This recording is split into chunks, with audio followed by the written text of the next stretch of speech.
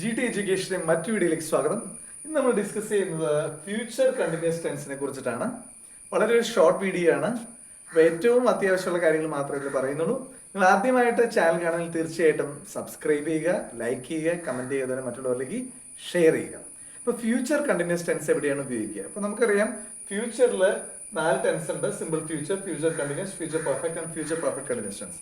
Future tense എന്ന് പറഞ്ഞാൽ ഭാവി കാലത്തിനെ കുറിച്ച് സൂചിപ്പിക്കാനാണ്. അപ്പോൾ ഓരോ ടെൻസും എന്തിനാണ് ഉപയോഗിക്കുക എന്നുള്ളത് നമുക്ക് കൃത്യമായിട്ട് അറിഞ്ഞാൽ നമുക്ക് തെറ്റുകൂടാതെ സംസാരിക്കാനും എഴുതാനും ഒക്കെ സാധിക്കും. ഓക്കെ, അപ്പോൾ നമുക്ക് വീഡിയോയിലേക്ക് വരാം. Future continuous tense. ഇതിന്റെ ജനറൽ ഫോം ഒന്നും എല്ലാവരും ആദ്യം മനസ്സിലാക്കിയിരിക്കുക. ഇപ്പൊ ജനറൽ ഫോം അറിഞ്ഞാൽ നമുക്ക് ഈ സെന്റൻസ് ഉപയോഗിക്കാനായിട്ട്, ഈ ടെൻസ് ഉപയോഗിക്കാനായിട്ട്, ഏത് ടെൻസ് ഉപയോഗിക്കാനായിട്ട് വളരെ സിമ്പിൾ ആണ്.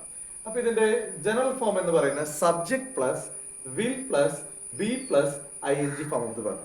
അപ്പൊ വില്ലിന് പകരം നമുക്ക് ഷാലും ഉപയോഗിക്കാം ചില കേസുകളിൽ, പ്രത്യേകിച്ചും ഐ വി എന്ന് പറയുന്ന സബ്ജക്റ്റിന്റെ ഒപ്പം വരുമ്പോൾ നമുക്ക് ഷാലും ഉപയോഗിക്കാവുന്നതാണ്.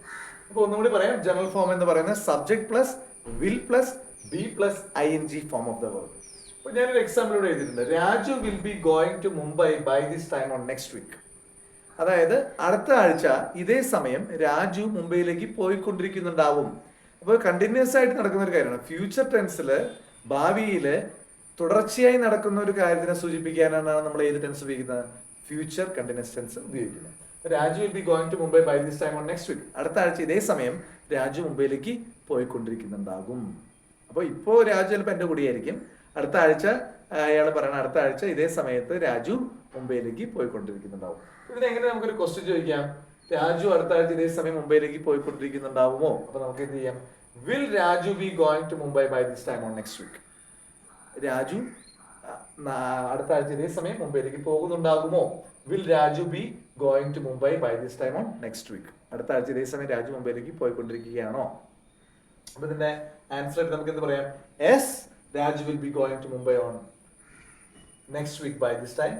No, Raju won't be going to Mumbai on next week by this time.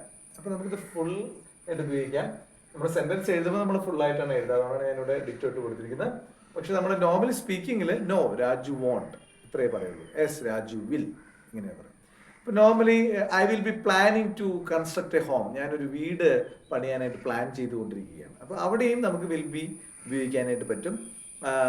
I will B coming on tomorrow. ഞാൻ നാളെ വരുന്നുണ്ടാകും. ഓക്കെ, അപ്പൊ ഇത് ഏറ്റവും സിമ്പിൾ ആയിട്ടാണ് നമ്മൾ പറഞ്ഞത്. ഇതിന്റെ കണ്ടമാനം നമുക്ക് ഇതിന്റെ കുറെ കാര്യങ്ങൾ പറയാനുണ്ട് ഓരോ ടെൻസ് സംബന്ധിച്ച്, അതിന്റെ യൂസേജ് എങ്ങനെയാണെന്നൊക്കെ അതൊക്കെ നമുക്ക് പിന്നീട് നമുക്ക് ഉപയോഗിക്കുന്നതാണ്. ഇത് ഏത് സാധാരണക്കാരനും വളരെ എളുപ്പമായിട്ട് ടെൻസ് പഠിക്കാനായിട്ടുള്ള ഷോർട്ട് കട്ട്സ് ആണ് നമ്മളിവിടെ പറയുന്നത്. മറ്റു വീഡിയോയുമായി നമുക്ക് വീണ്ടും കാണാം. നിങ്ങൾക്ക് എന്തെങ്കിലും ഡൗട്ട് ഉണ്ടെങ്കിൽ നിങ്ങൾ തീർച്ചയായിട്ടും കമന്റ് ചെയ്യുക, മെസ്സേജ് ചെയ്യുക. ഓക്കെ, മറ്റു വീഡിയോയുമായി വീണ്ടും കാണാം. അതുവരെ ദിസ് റെൻസോ സൈനിങ് ഔട്ട്.